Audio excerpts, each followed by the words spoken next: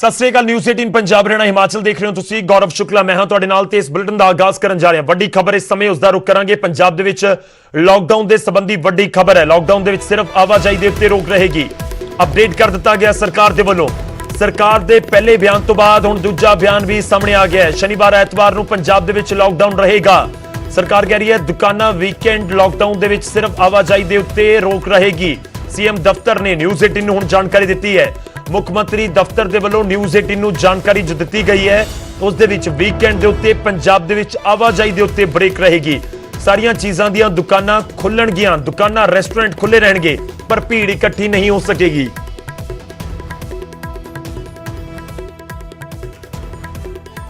ਸਰਕਾਰ ਨੂੰ ਜਾਣਕਾਰੀ ਮਿਲੀ ਸੀ ਕਿ 50 ਤੋਂ 500 ਲੋਕਾਂ ਦੀ ਭੀੜ ਇਕੱਠੀ ਹੋ ਰਹੀ ਹੈ ਜੋ ਮੰਦਿਰ ਗੁਰਦੁਆਰਿਆਂ ਦੇ ਵਿੱਚ ਵਿਆਹ ਕਰ ਰਹੇ ਸਨ।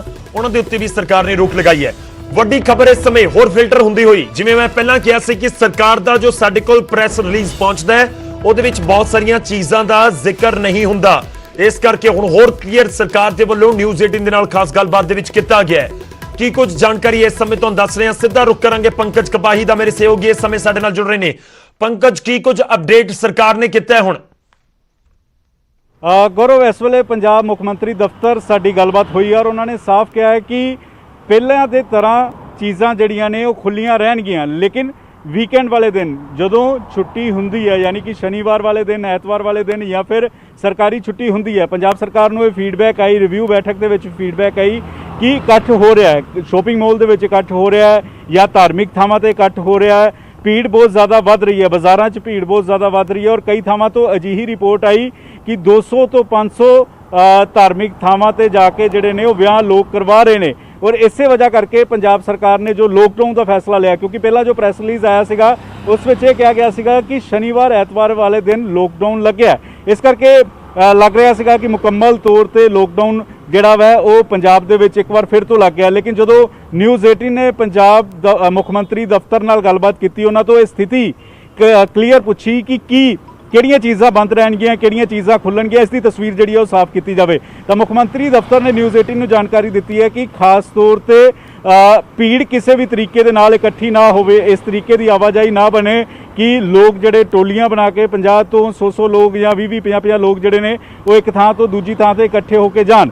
ਉਹ ਇਸ ਤਰੀਕੇ ਨਾਲ ਅਗਰ ਕੋਈ ਹੁੰਦਾ ਤਾਂ ਉਸ ਦੇ ਖਿਲਾਫ ਸਖਤ ਐਕਸ਼ਨ ਲਿੱਤਾ ਜਾਏਗਾ। ਔਰ ਅਗਰ ਕਿਤੇ ਵੀ ਰਿਪੋਰਟ ਮਿਲਦੀ ਹੈ ਕਿ ਅਗਰ ਧਾਰਮਿਕ ਥਾਵਾਂ ਦੇ ਉੱਤੇ ਵਿਆਹ ਹੁੰਦੇ ਨੇ ਔਰ ਵਿਆਹ ਵਿੱਚ 50 ਤੋਂ ਜ਼ਿਆਦਾ ਗੈਦਰਿੰਗ ਹੁੰਦੀ ਹੈ ਤਾਂ ਉਸ ਦੇ ਖਿਲਾਫ ਸਖਤ ਐਕਸ਼ਨ ਜਿਹੜਾ ਵਾ ਉਹ ਪੰਜਾਬ ਸਰਕਾਰ ਲਏਗੀ। ਇਹ ਲੋਕਡਾਊਨ ਦੇ ਇਹ ਸਹੀ ਮਾਇਨੇ ਨੇ। ਤਸਵੀਰ ਅਸੀਂ ਹੋਰ ਜ਼ਿਆਦਾ ਸਾਫ਼ ਕਰਦੇ ਹੋਏ ਨਜ਼ਰ ਲਿਆਂਦੀ ਹੈ, ਕਿਉਂਕਿ ਮੁੱਖ ਮੰਤਰੀ ਦਫ਼ਤਰ ਜਦੋਂ ਸਾਡੀ ਗੱਲਬਾਤ ਹੋਈ ਤਾਂ ਮੁੱਖ ਮੰਤਰੀ ਦਫ਼ਤਰ ਨੇ ਸਾਫ਼ ਕੀਤਾ ਔਰ ਇਹ ਵੀ ਜਾਣਕਾਰੀ ਦਿੱਤੀ ਕਿ ਅਗਰ ਕੋਈ ਪ੍ਰਾਈਵੇਟ ਨੌਕਰੀ ਕਰਦਾ ਵਾ ਤਾਂ ਉਸ ਨੂੰ ਈ ਪਾਸ ਬਣਾਉਣ ਦੀ ਜ਼ਰੂਰਤ ਨਹੀਂ ਹੈ। ਉਹ ਆਪਣਾ ਆਈ ਕਾਰਡ ਦਿਖਾਵੇ ਔਰ ਦੱਸੇ ਕਿ ਉਹ ਨੌਕਰੀ ਤੇ ਜਾ ਰਿਹਾ ਤਾਂ ਉਹ ਨੌਕਰੀ ਕਰਨ ਜਾ ਸਕਦਾ ਹੈ। ਲੇਕਿਨ ਅਗਰ ਕਿਸੇ ਵੀ ਜਗ੍ਹਾ ਤੇ ਭੀੜ ਇਕੱਠੀ ਹੁੰਦੀ ਹੈ, ਚਾਹੇ ਧਾਰਮਿਕ ਥਾਵਾਂ ਹੋਣ, ਚਾਹੇ ਪੈਲੇਸ ਹੋਣ ਜਾਂ ਫਿਰ ਕਿਸੇ ਰੈਸਟੋਰੈਂਟ ਵਿੱਚ ਇਸ ਤਰੀਕੇ ਨਾਲ ਲੋਕ ਇਕੱਠੇ ਨਿਕਲਦੇ ਨੇ ਤਾਂ ਉੱਥੇ ਜੁਰਮਾਨਾ ਹੋਏਗਾ, ਉੱਥੇ ਸਖਤ ਕਾਰਵਾਈ ਹੋਏਗੀ।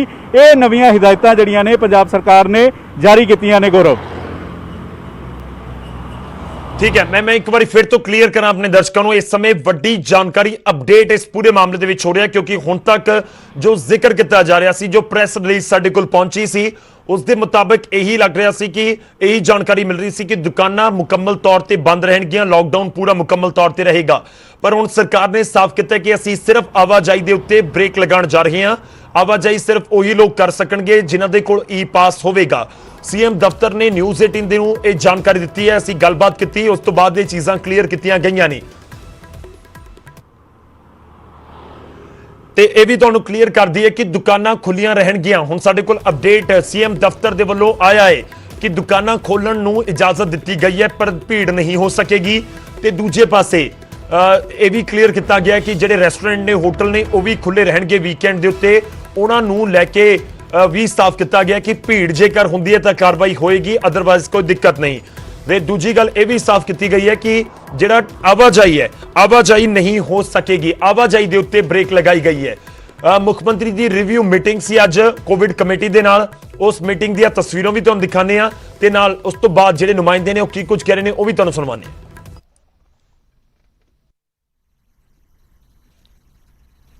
Likely to reach a peak by anywhere between July and I think September, I said something like that area. Seems to be heading that way. Delhi has painted a very alarmist picture. We also think that this is going to spread because, you know, every day you see your figures are going up. If you take Delhi into consideration, then we need to keep an eye open, as we discussed in our first meeting. Anurag, if you remember that once we reach stage 3, then what? I think we should be prepared for then what. We are getting three sources of people coming into this country. One is by cars from Delhi, one is by aeroplanes, and they can be checked in the airport, and third is the trains, which end up in Amritsar eventually. Stopped and checked at the border. Their mobile number is noted, and their address and mobile number is sent to the DC and SSP. And next day, a health team goes to their house and puts a home quarantine poster, and the SHO or the DSP, if they get a report that they are not properly home quarantined, then they go and challan them. In the villages, sir, it is practically 100% checking because the local people or the sarpanch, they report if anybody comes unreported. In the cities also, our impression is that 95% of the people are effectively home quarantined. A few may be slipping here and there. I think the minister pointed out this issue, Balbir ji, about gatherings. I think that we have to enforce. I mean, they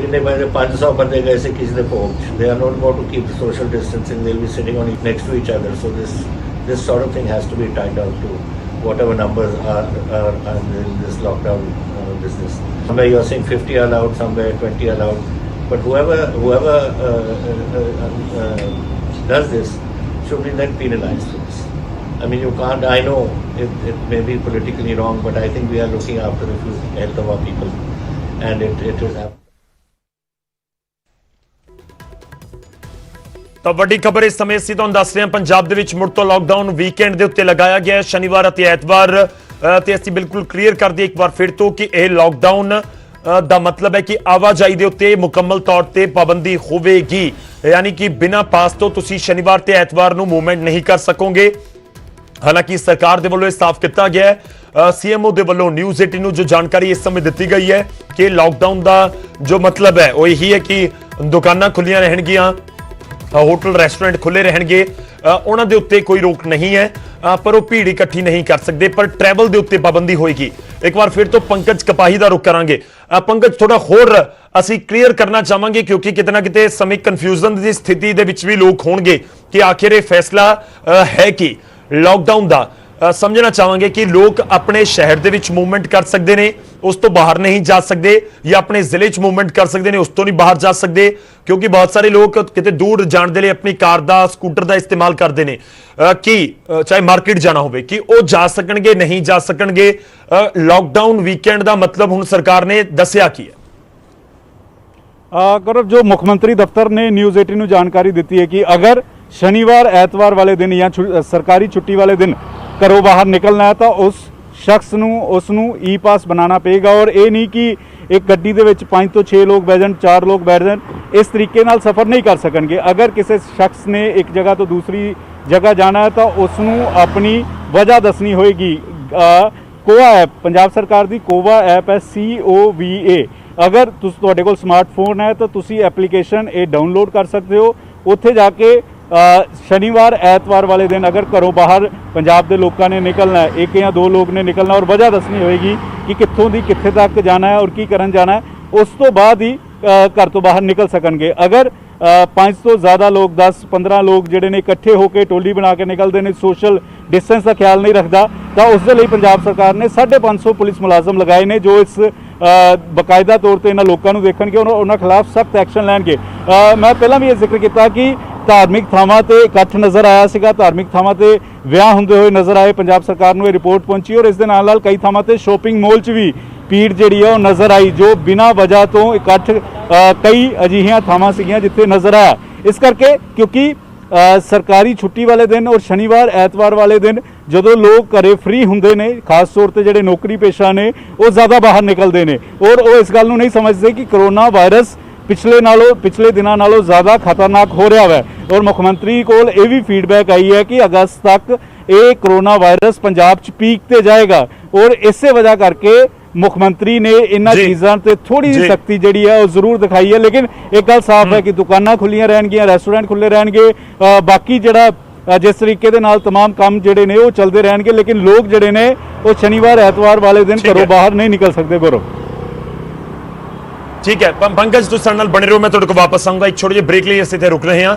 ਇੱਕ ਵਾਰ ਫਿਰ ਤੋਂ ਆਪਣੇ ਦਰਸ਼ਕਾਂ ਨੂੰ clear ਕਰ ਦਈਏ, ਕਿਉਂਕਿ ਪਹਿਲਾਂ ਇਹ ਜਾਣਕਾਰੀ ਨਿਕਲ ਕੇ ਸਾਹਮਣੇ ਆਈ ਸੀ ਕਿ 2 ਦਿਨ ਦੁਕਾਨਾਂ, ਬਾਜ਼ਾਰ ਸਭ ਕੁਝ ਬੰਦ ਰਹੇਗਾ, ਸ਼ਾਪਿੰਗ ਮਾਲ ਨੂੰ ਬੰਦ ਰੱਖਣ ਦਾ ਜ਼ਿਕਰ ਹੋ ਰਿਹਾ ਸੀ। ਪਰ ਹੁਣ ਅਪਡੇਟ ਇਸ ਸਮੇਂ ਸਰਕਾਰ ਦੇ ਵੱਲੋਂ, ਸੀਐਮ ਦੇ ਵੱਲੋਂ ਦੇ ਦਿੱਤਾ ਗਿਆ ਹੈ ਕਿ ਦੁਕਾਨਾਂ ਨੂੰ ਅਸੀਂ ਬੰਦ ਨਹੀਂ ਕਰਨ ਜਾ ਰਹੇ, ਦੁਕਾਨਾਂ ਖੁੱਲੀਆਂ ਰਹਿਣਗੀਆਂ, ਹੋਟਲ ਰੈਸਟੋਰੈਂਟ ਖੁੱਲੇ ਰਹਿਣਗੇ, ਪਰ ਲੋਕ ਈ ਪਾਸ ਤੋਂ ਬਿਨਾਂ ਆਪਣੇ ਘਰਾਂ ਤੋਂ ਬਾਹਰ ਨਹੀਂ ਨਿਕਲ ਸਕਣਗੇ। ਯਾਨੀ ਕਿ ਦੁਕਾਨਾਂ ਦੇ ਬਾਹਰ ਕੋਈ ਭੀੜ ਨਾ ਹੋਵੇ, ਇਸ ਦਾ ਧਿਆਨ ਰੱਖਿਆ ਜਾਵੇਗਾ। ਆਵਾਜਾਈ ਦੇ ਉੱਤੇ ਪਾਬੰਦੀ ਹੋਵੇਗੀ ਹਰ ਸ਼ਨੀਵਾਰ ਤੇ ਐਤਵਾਰ ਨੂੰ। ਇੱਕ ਛੋਟੇ ਜਿਹੇ ਬ੍ਰੇਕ ਲਈ ਰੁਕ ਰਹੇ ਹਾਂ।